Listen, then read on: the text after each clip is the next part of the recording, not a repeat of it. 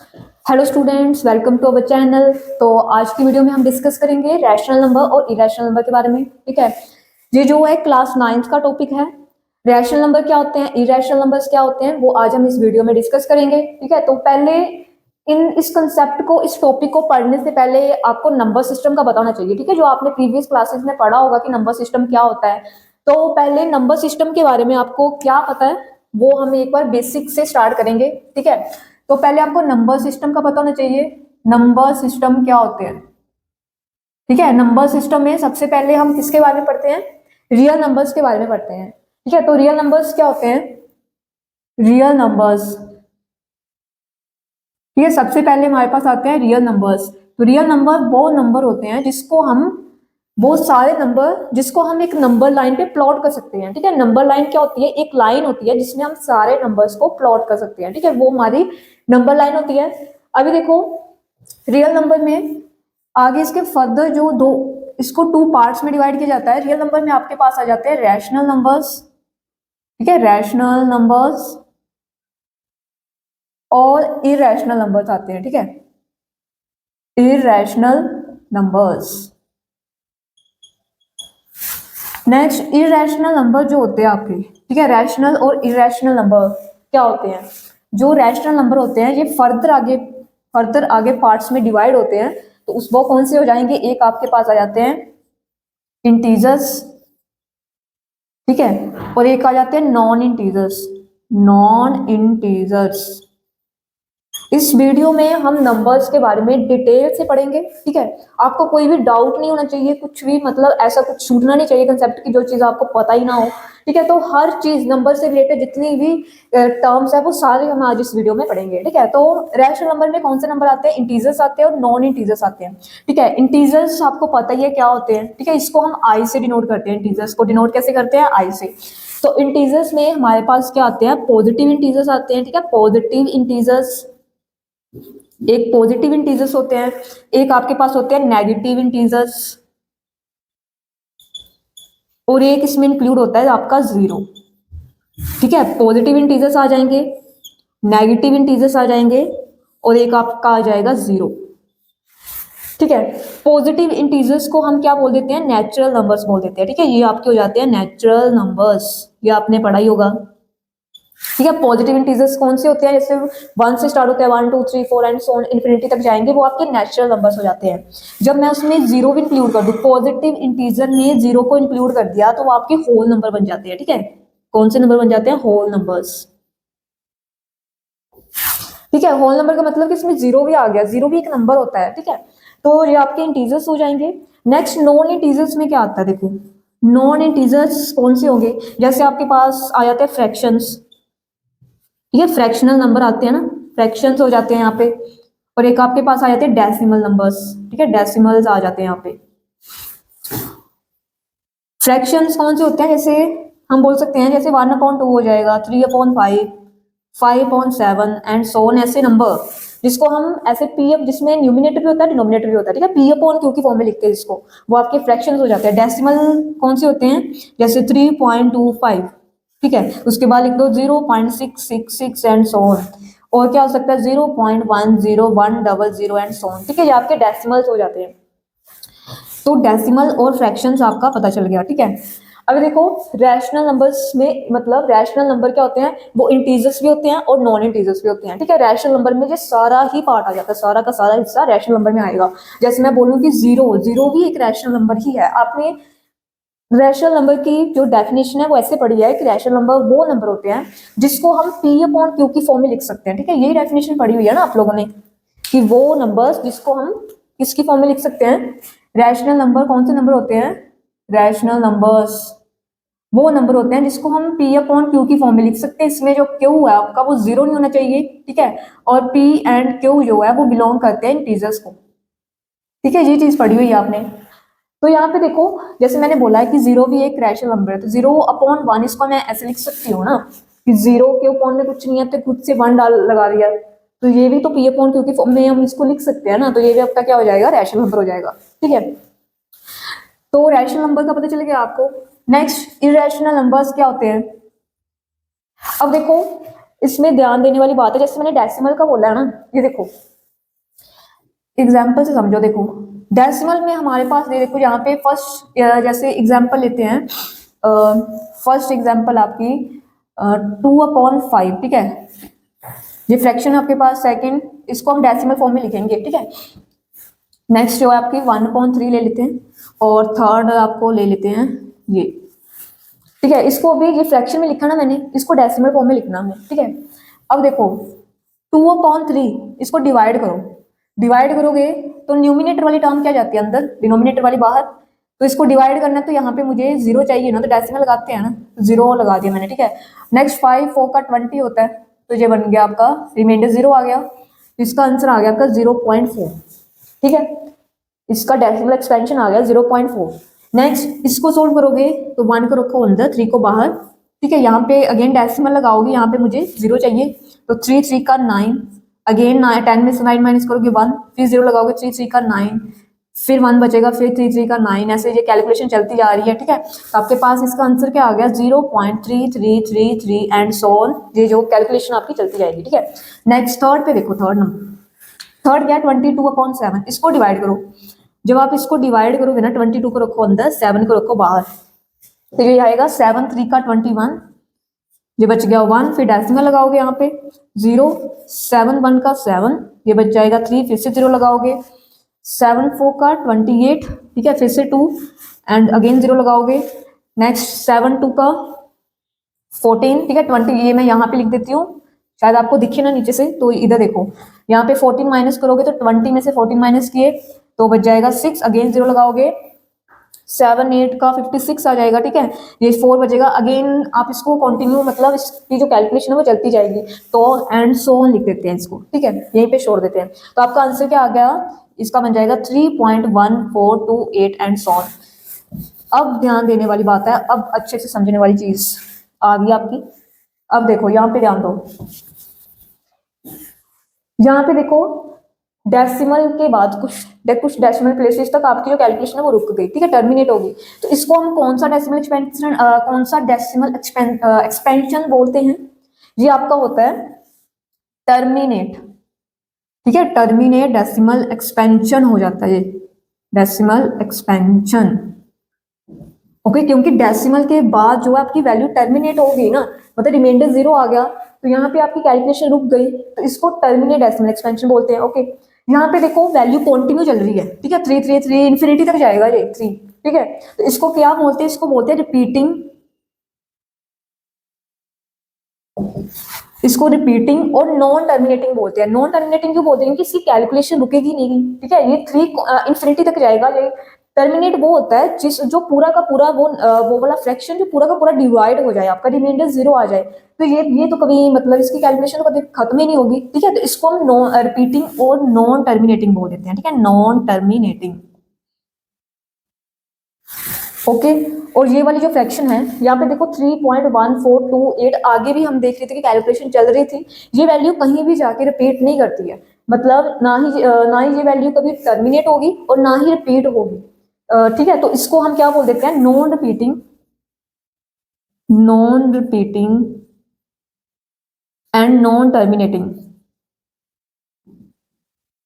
Decimal expansion, ठीक है। Decimals के भी आगे फर्दर पार्ट्स हैं, तो वो पार्ट्स, ये 3 पार्ट्स हैं, ठीक है। टर्मिनेट डेसिमल एक्सपेंशन कब होता है, जब आपके कुछ डेसिमल प्लेसेस के बाद जो आपकी कैलकुलेशन रुक जाए, ठीक है, 0 पॉइंट, जैसे आपके पास आंसर आ जाए 0.125, बस टर्मिनेट होगी आपकी वैल्यू, तो वो उसको हम टर्मिनेट डेसिमल एक्सपेंशन बोलेंगे।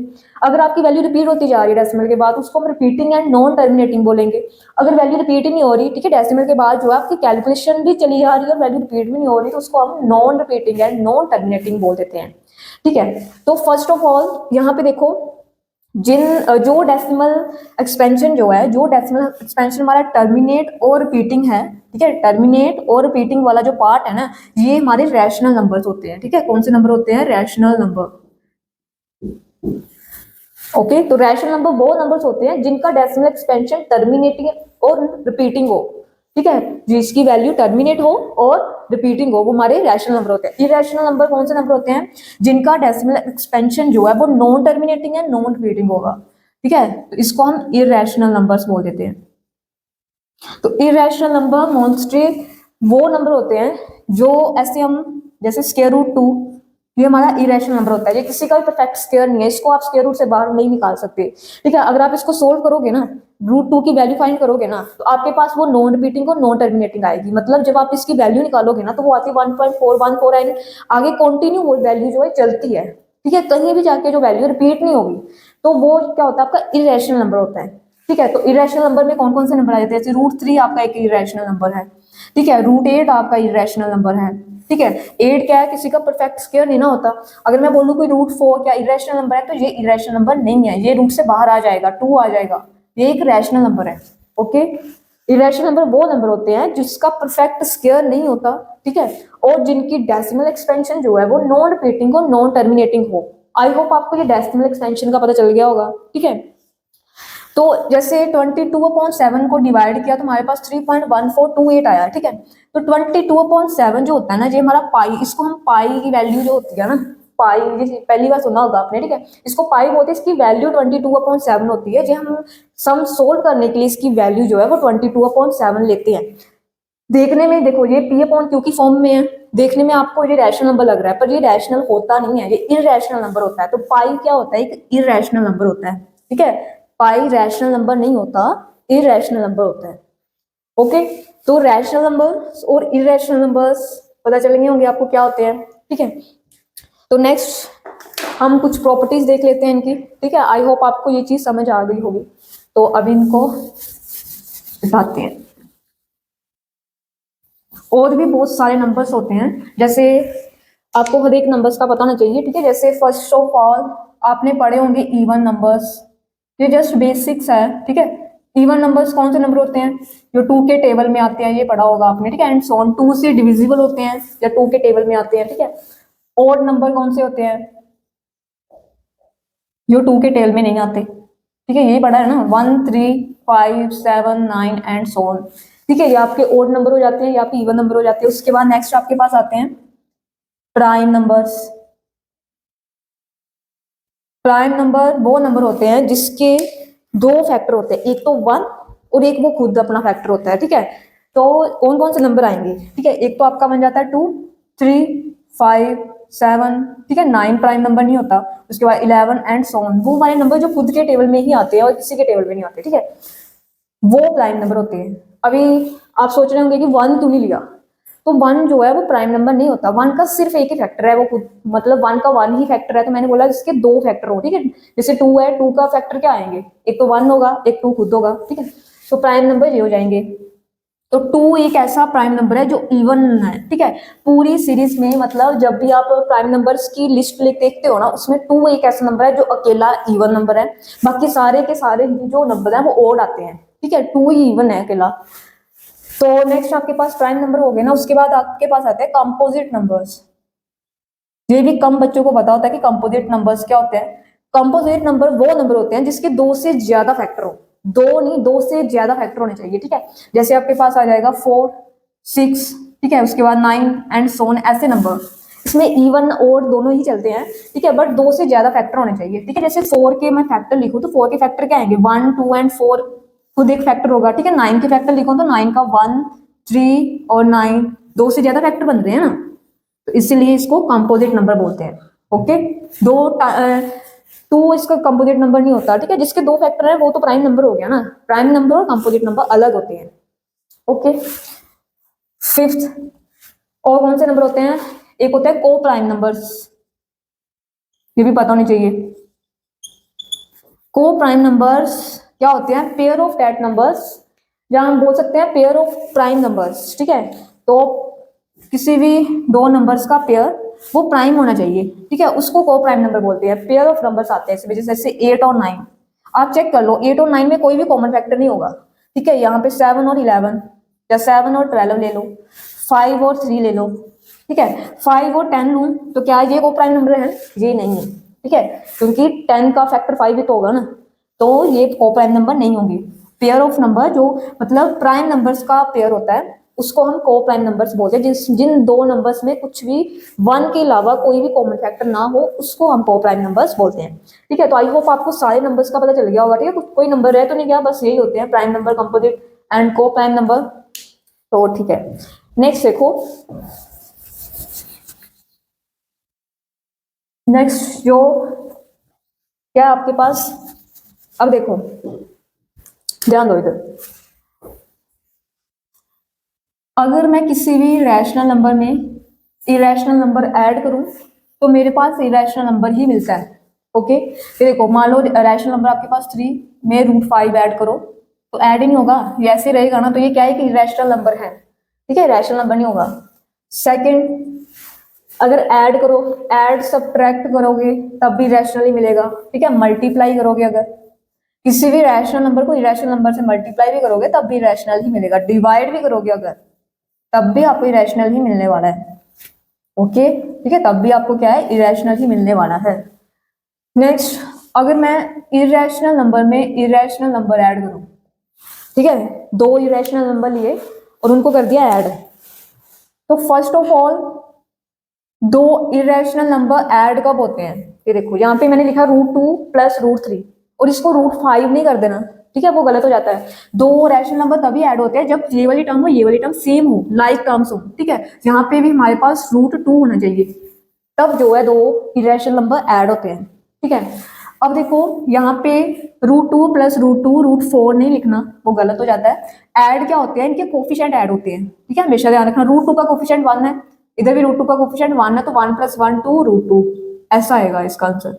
तो मतलब इरेशनल नंबर में इरेशनल नंबर ऐड करते हो तब भी इरेशनल नंबर ही मिलता है आपको, ठीक है। सेकंड है कि अगर इरेशनल नंबर को इरेशनल नंबर से सब्ट्रैक्ट करोगे तब भी इरेशनल नंबर ही मिलेगा। थर्ड है कि अगर मल्टीप्लाई करते हो, देखो मल्टीप्लाई करो, जैसे √3 × √2 आपका हो जाएगा √6, ठीक है, तो इरेशनल नंबर ही आएगा। अंदर वाली टर्म्स मल्टीप्लाई हो जाती है, प्लस नहीं होती, ठीक है। √3 + √2 नहीं कर सकते आप, √3 को √2 से मल्टीप्लाई कर सकते हो आप, ठीक है। नेक्स्ट आप जैसे ले लेते हो, जैसे आपके पास है √8 × √2, ठीक है, ये देखो ये दोनों ही इरेशनल नंबर है, तो √8 × √2 करोगे तो आपके पास आएगा 16। तो 16 हमने पढ़ा है कि 16 तो 14 का स्क्वायर होता है, तो ये तो बन गया भाई इरेशनल नंबर, ये तो इरेशनल रहा ही नहीं, तो अब क्या होगा, तो सारे नंबर्स पे जो है इरेशनल नंबर, सारे इरेशनल नंबर्स को मल्टीप्लाई करोगे तो यहाँ पे जरूरी नहीं है कि आपको इरेशनल नंबर ही मिलेंगे, रैशनल भी मिल सकते हैं, ठीक है। रैशनल नंबर्स भी क्या होता है, मिल सकते हैं आपको, ठीक है। जैसे मैंने इसको मल्टीप्लाई किया ना, 8 × 2 16 हो गया ना, तो 16 4 का स्क्वायर हो गया, तो ये तो रैशनल बन गया बाबा, ठीक है। तो इरेशनल को इरेशनल से मल्टीप्लाई करते हो तो रैशनल भी आ सकता है, ओके। फोर्थ, अगर डिवाइड करके देखो, इरेशनल को इरेशनल से डिवाइड करके देखो तो क्या आएगा, जैसे यहाँ पे ले लेते हैं √8/√2, ये मैंने ले लिया, दोनों ही इरेशनल नंबर है, ठीक है, √8 भी इरेशनल है। तो अब ध्यान दो, देखो ऊपर वाले का स्क्वायर रूट अलग है, नीचे वाले का अलग है, तो इसको मैं होल का स्क्वायर रूट लिख सकती हूँ ना, कोई फर्क तो ना पड़ा है तो रूट के अंदर ही है टर्म। ये कट हो गया इससे 4 से, तो √4 बच गया, तो √4 क्या होता है, 2 का स्क्वायर होता है। तो जब आप डिवाइड करते हो तो हर एक केस में आपको इरेशनल नंबर नहीं मिलते, क्या रैशनल नंबर्स भी मिल सकते हैं, ओके। तो आई होप आपको ये प्रॉपर्टी समझ आ गई होगी, क्या होते हैं रैशनल नंबर और क्या होते हैं इरेशनल नंबर, ठीक है। तो आज की वीडियो में इतना ही, thank you so much for watching the video, thank you.